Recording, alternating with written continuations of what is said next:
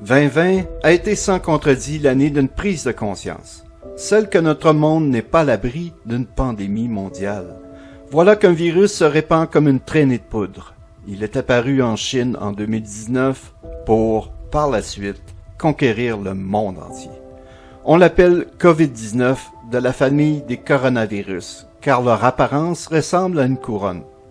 Son nom scientifique, SARS-CoV-2, car il a été précédé de son grand frère, SARS-CoV, apparu de 2002 à 2004. SARS pour syndrome respiratoire aigu sévère. Et par un autre peu connu, le MERS-CoV, syndrome respiratoire du Moyen-Orient, à partir de 2012. Les coronavirus sont des virus ARN.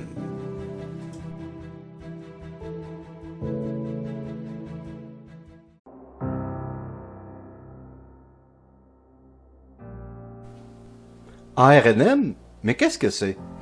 L'ARNM, appelé ARN messager, est une transcription de l'information contenue dans notre ADN, ou mieux, comme une image, une photocopie d'une recette en particulier, qui a une durée de vie de quelques minutes à quelques heures, d'une partie de notre ADN, un gène, servant à produire des protéines.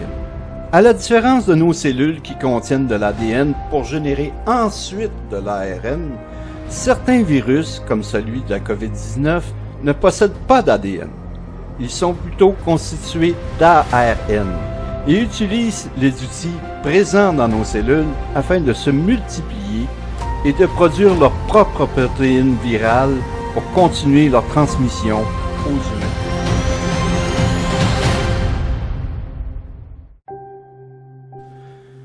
Quel est le lien entre l'ADN et l'ARNM?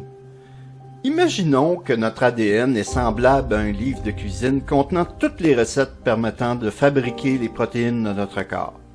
Ces recettes expliquent alors comment construire, assembler, réguler nos cellules et organes et autres fonctions biologiques. Cependant, ce livre de cuisine doit demeurer inchangeable dans un état impeccable. Pour ce faire, les cellules gardent leur ADN dans un endroit appelé le noyau. C'est pourquoi chaque fois qu'une recette est effectuée dans la cellule, elle est faite à partir d'une transcription spécifique de cette dernière, sous forme de message, qui lui peut sortir du noyau. On appelle cette transcription l'ARN messager ou ARNM.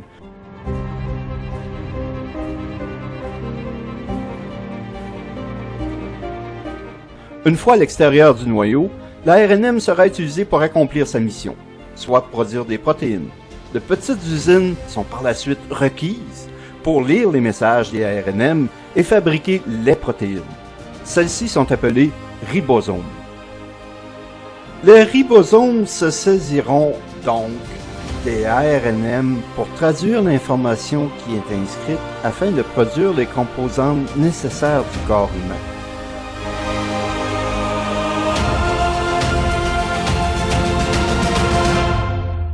Une fois la recette terminée, l'ARNM est rapidement détruit par des enzymes qui s'appellent les RNases, protéines cellulaires spécialisées, destructrices des ARNM.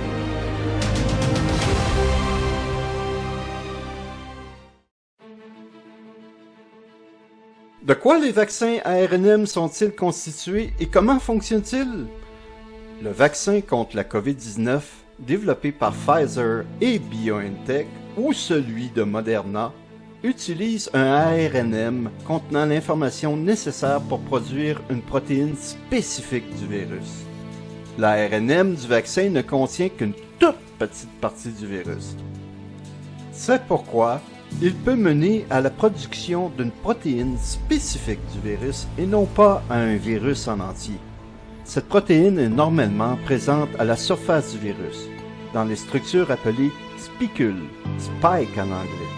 C'est une cible de choix étant donné que ces protéines sont celles dont le virus se sert comme clé pour ouvrir la porte de nos cellules et nous infecter.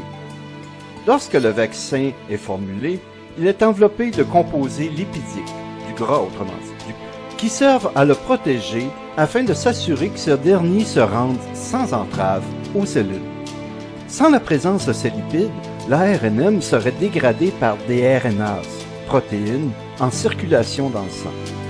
En effet, ces protéines destructrices d'ARNM ne feraient qu'une bouchée des ARNM en les dégradant extrêmement rapidement si ce n'était de la protection de ces lipides.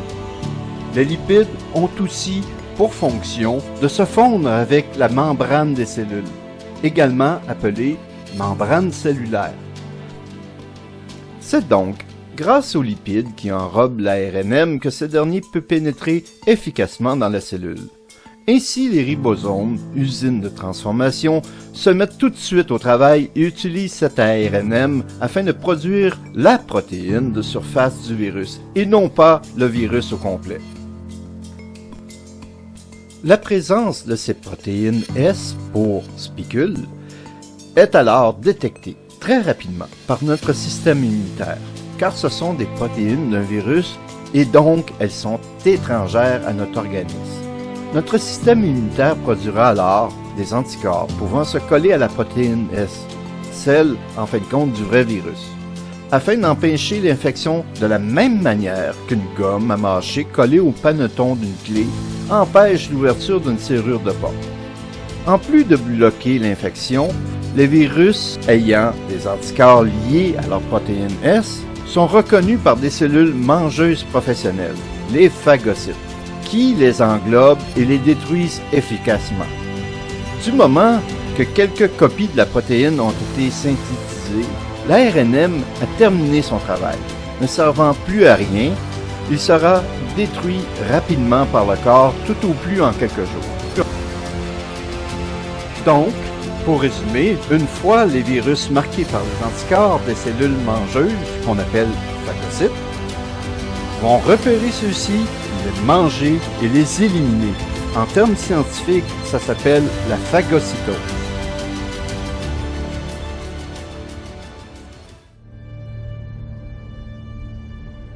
Est-ce que le vaccin ARNM peut modifier notre génome? Beaucoup de désinformation suggère que l'ARNM contenu dans les vaccins peut modifier notre génome. C'est faux. Pourquoi? 1.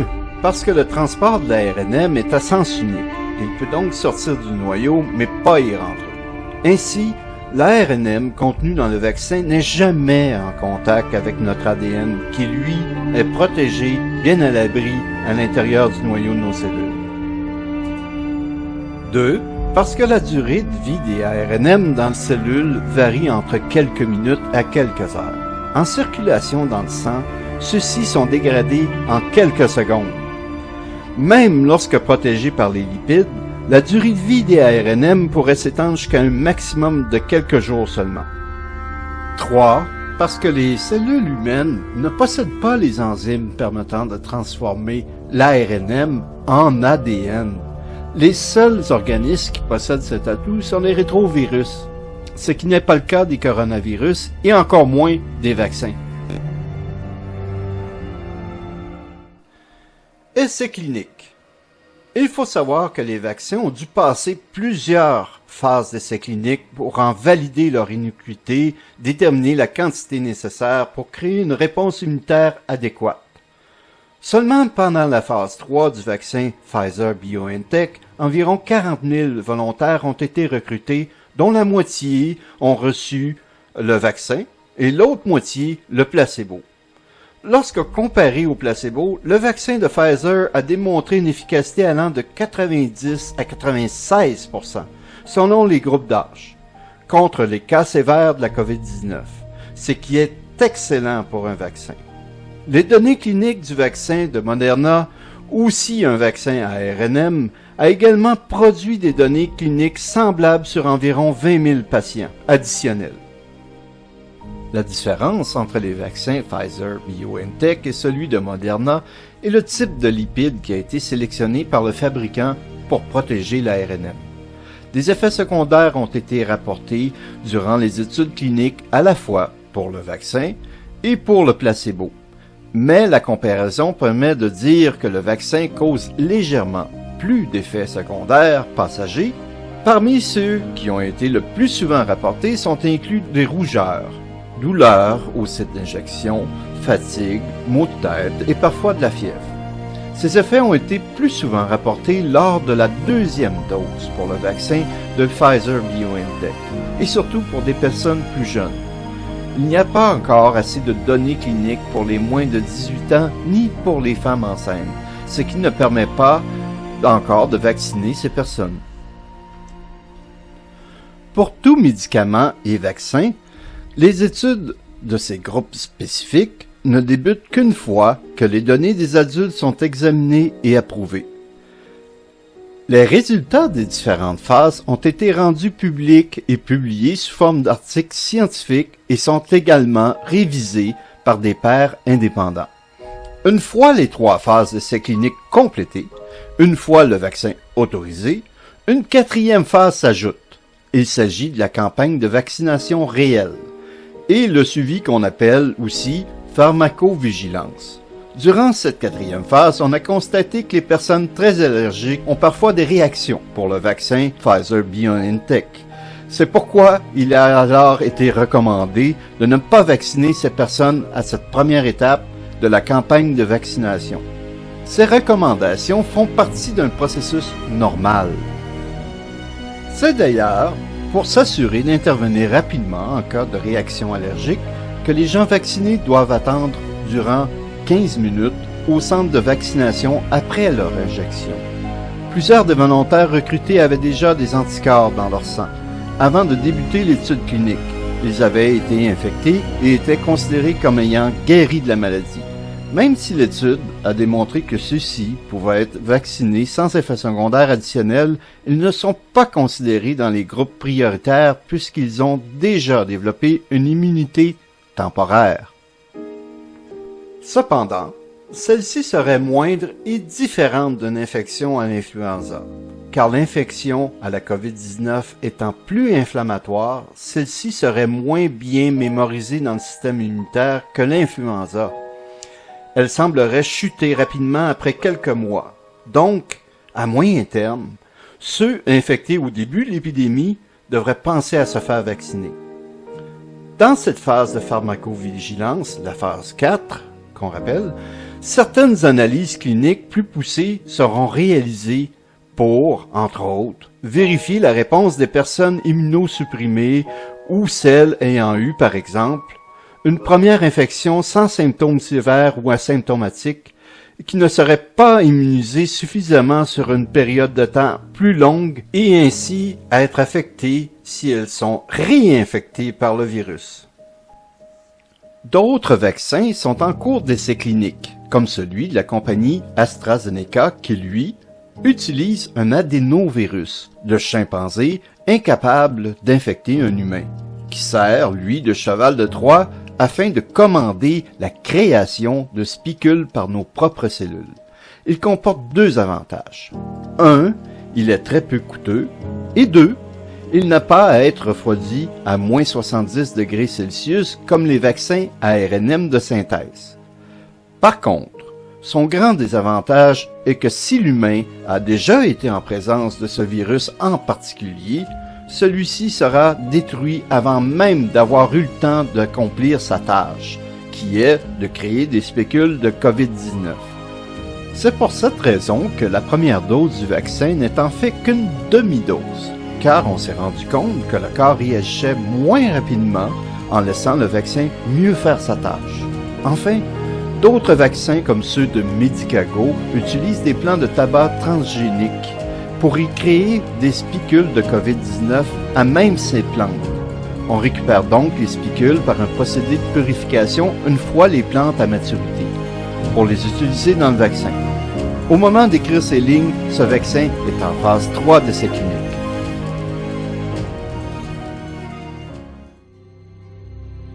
Quelle est la durée de protection octroyée par les vaccins? L'étude clinique phase 3 d'injection du vaccin Pfizer-BioNTech a débuté en avril 2020. L'immunité sur les patients vaccinés a été acquise au mois de juin 2020. Aujourd'hui, en janvier 2021, Les patients immunisés sont toujours considérés comme ayant une immunité suffisante pour les protéger d'une forme grave de la maladie. Son développement étant tout récent, il y a peu de chiffres au-delà de 6 mois pour le moment, ce qui est tout à fait normal. Donc on saura si la protection dure plus d'1 an dans 1 an. Qui plus est, on a constaté que l'injection d'une dose de rappel, soit 21 jours après la première injection, avait non seulement accéléré la réponse immunitaire, mais stabilisé l'immunité acquise. Dans cet ordre d'idée, dans une approche de pharmacovigilance, constatant qu'une baisse éventuelle de la réponse immunitaire après plusieurs mois ou plusieurs années, il sera alors très facile de faire une injection de rappel pour réanimer cette réponse. Parlons maintenant des bénéfices du vaccin. L'immunité pourrait être acquise chez une personne en étant infectée par le virus ou en se faisant vacciner. Les différences entre les deux situations sont les suivantes. L'infection par le virus cause le risque de développer une forme grave de la maladie ou même d'en mourir, alors que le vaccin, lui, diminue grandement ces risques. L'immunité serait donc fortement conférée par le vaccin. Le vaccin protège efficacement contre ces épisodes graves de la maladie, mais aussi contre le risque de séquelles à long terme sur les personnes affectées. Les nombreuses hospitalisations résultant de ces symptômes sévères attribués au virus de la COVID-19 ont d'ailleurs un impact majeur au niveau du système de santé publique. En bref, se faire vacciner diminue les risques des personnes les plus vulnérables de succomber à la maladie et de séquelles à long terme, en plus de permettre une reprise de l'économie et de la vie normale pour tous.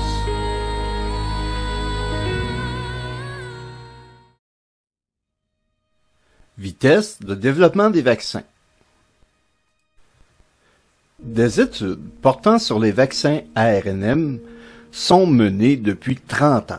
Plus précisément depuis 1989, où la société de biotechnologie Vical Incorporated a publié des travaux démontrant que l'ARNM, en utilisant nanoparticules liposomales pour l'administration de médicaments, pouvait transférer l'ARNM dans une variété de cellules. Le développement d'un nouveau vaccin peut normalement prendre entre 5 et 30 ans, et coûter entre 5 millions et 30 millions de dollars. Cependant, ceux développés pour combattre la COVID-19 ont bénéficié d'investissements s'élevant entre 250 millions de dollars et 1,1 milliard de dollars par laboratoire, ce qui représente en tout à peu près 9,5 milliards investis dans la course au vaccin, dont 2,15 milliards sur le fonds d'urgence de l'Europe. Ces investissements massifs expliquent en partie la vitesse de développement de ce vaccin, permettant ainsi d'accomplir plusieurs étapes en parallèle et de fabriquer à risque que le produit ne rencontre pas les standards, la recherche et le développement ainsi que les essais cliniques en ont bénéficié en permettant l'embauche d'un plus grand nombre de personnes pour accomplir le travail, mais aussi de fabriquer du matériel à l'avance et cela à risque.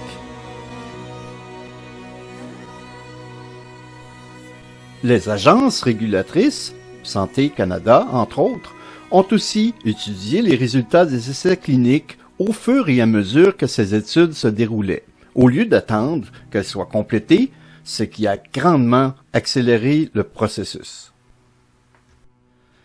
Les vaccins ARNM de synthèse, c'est-à-dire non naturels, car il s'agit d'un assemblage de chaque morceau d'ARNM dans une séquence bien précise, sont beaucoup plus faciles et rapides à produire. Au lieu de produire et de purifier en usine des protéines virales à partir de virus atténués ou inactivés, ce qui est très long, comme c'est le cas pour les vaccins d'influenza. Les laboratoires produisent rapidement l'ARNM et laissent notre corps faire le reste du processus. Un autre aspect essentiel qui a aidé au développement des vaccins est la quantité de chercheurs qui ont attaqué le problème en même temps. En effet, la collaboration entre le partage d'informations sans précédent entre les chercheurs possédant des compétences diverses et complémentaires, a permis de faire avancer le développement des vaccins contre la COVID-19 à une vitesse inégalée. Tous les efforts des chercheurs, incluant la recherche fondamentale effectuée au préalable sur les coronavirus, avant que ça soit un sujet chaud, on s'entend, et les différentes plateformes vaccinales étaient absolument nécessaires pour arriver au développement des vaccins. La recherche fondamentale s'avère donc très précieuse, et il apparaît pertinent d'informer le grand public quant à son utilité et à l'importance de son financement, car elle peut paraître parfois très loin des problèmes quotidiens, mais n'en est pas moins utile.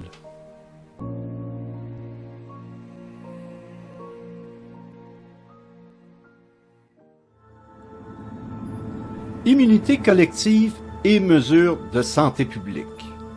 La vaccination s'effectue selon les priorités. Les personnes âgées et le personnel de la santé font partie des personnes étant le plus à risque et sont les premiers à qui le vaccin est actuellement offert. Le reste de la population pourra ensuite bénéficier du vaccin par tranche d'âge et priorisant les services essentiels. Le vaccin Pfizer-BioNTech démontre une hausse de la réponse immunitaire après les 10 à 14 premiers jours après la première dose, suivi d'un plateau.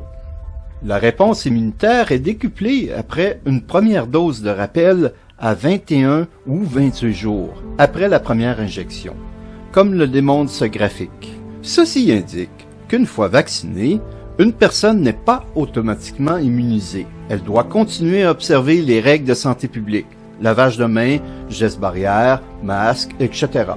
De plus, les études ne permettent pas encore de déterminer si elle demeure à risque d'attraper le virus ou d'être contagieuse si elle est infectée. Et ce, même si elle est vaccinée et a attendu que son système immunitaire soit en mesure de combattre. Il semble tout de même raisonnable de présumer que cela sera le cas pour un certain pourcentage de personnes ayant été vaccinées. Les scientifiques pensent que la vaccination pourrait nous protéger adéquatement contre une réaction sévère au virus, mais que nous risquons d'être contagieux 3 à 4 jours, advenant une infection le temps que notre système immunitaire éradique le virus en nous. Une fois que 70 à 90% de la population sera vaccinée, une immunité collective sera alors bien présente et le virus n'aura plus d'hôte pour se multiplier. Nous serons dès lors proches d'un retour à la vie normale.